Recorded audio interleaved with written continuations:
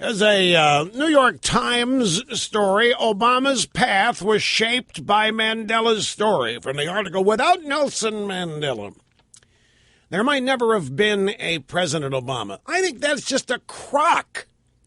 It would be no different than if they said without Barack Obama, there would never have been a Nelson Mandela. What is it with these? Why can't individual achievement stand on its own? Without Mandela, there might not have been an Obama. I'll tell you who's putting this. It's Obama doing everything and anything he can to link himself to Mandela. And the Clintons are the same thing. We've got a nickname for them, the funeral crashers. I mean, they'll show up anywhere where there's a camera.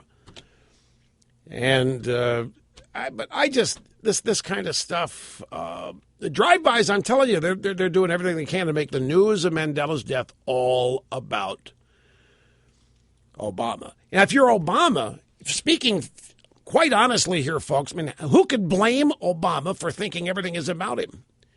The media makes everything about him. Did you hear what Chris Matthews said? Chris Matthews finally got the tingle in his leg interview with Obama, and they kicked a bunch of ballet kids out of the Washington American University rehearsal hall in order to do the interview. Now, that's another thing. I'm going to tell you something, folks. If George W. Bush was scheduled to do an interview with somebody, George W. Bush would not allow a rehearsal for young girls practicing ballet or whatever to be canceled or kicked out for him. He would have gone somewhere else. But Obama and Chris Matthews are doing there, so let's get rid of the kids. The kids had to move, take their rehearsal somewhere else. And Chris Matthews said it was great. He came amongst us. Obama came amongst us. He actually walked amongst us. It's creepy. But if you're Obama and you're on the receiving end of this kind of coverage, I mean, you might be excused for thinking that you are the most important person in the world and that everything is about you, because this slavish drive-by media makes everything about Obama. New York Times, Obama's path shaped by Mandela's story. Washington Post, Mandela's cause shaped Obama's political awakening. You know who shaped Obama's political awakening?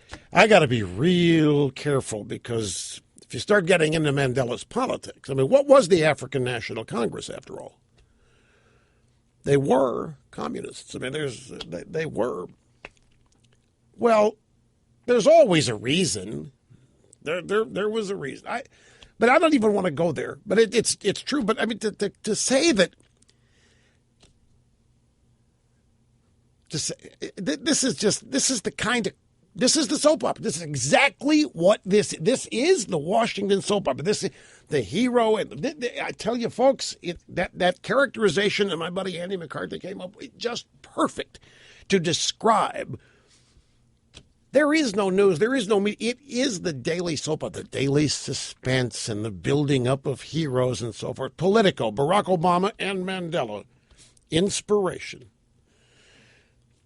That's just the tip of the iceberg.